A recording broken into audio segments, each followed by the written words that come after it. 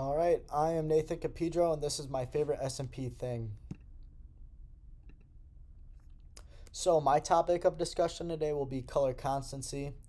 So what is color constancy? Color constancy is our ability to perceive colors as relatively constant over varying illuminations.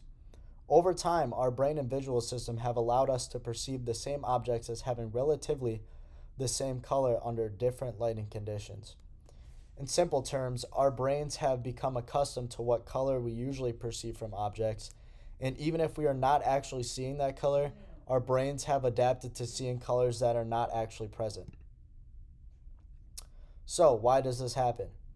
As we enter new areas of illumination, our eyes adapt to the present illumination and is able to adapt. For example, this adaptation allows us to see an object's color while standing in natural sunlight.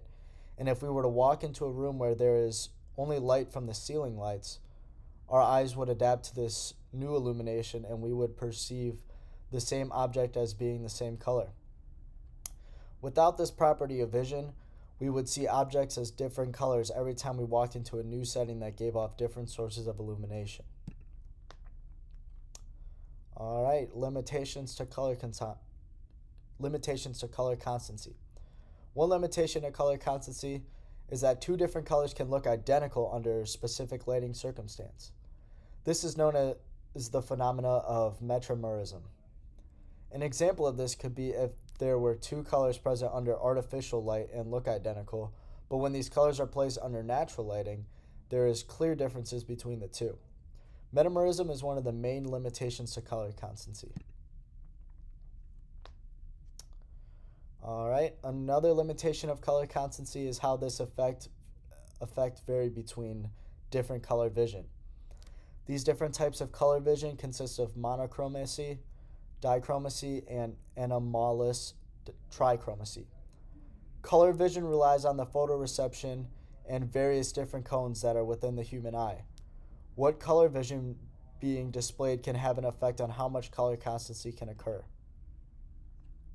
Alright, so some proof of color constancy.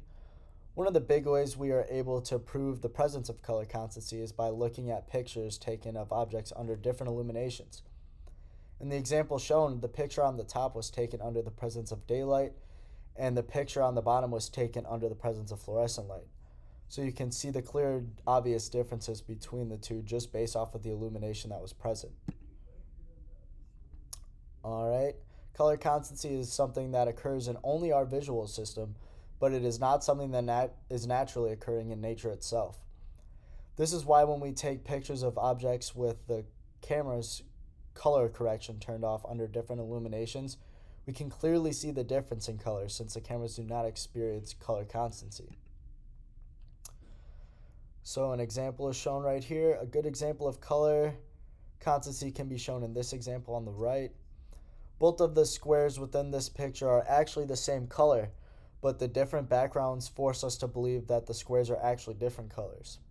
And if you'd like, you can put a couple fingers up on the screen and in between both rectangles or squares, I should say, and you can see that they're actually the same exact shade of gray. It's just the backgrounds that make them seem different. So why is this my favorite topic covered this year? This is my favorite concept covered this year because I find it very interesting how adaptive the human's visual system really is. This is one of the concepts I've really never thought of before I take this class, and it is something I enjoy learning more about. The concept of vision as a whole is not what I originally thought it was, and many people are unaware that color is something that is produced strictly by our visual system and is not actually present in the real world. I hope to learn more about different visual phenomena as I learn more about sensation and perception, and I hope everyone watching has a good day and hope you enjoy the presentation.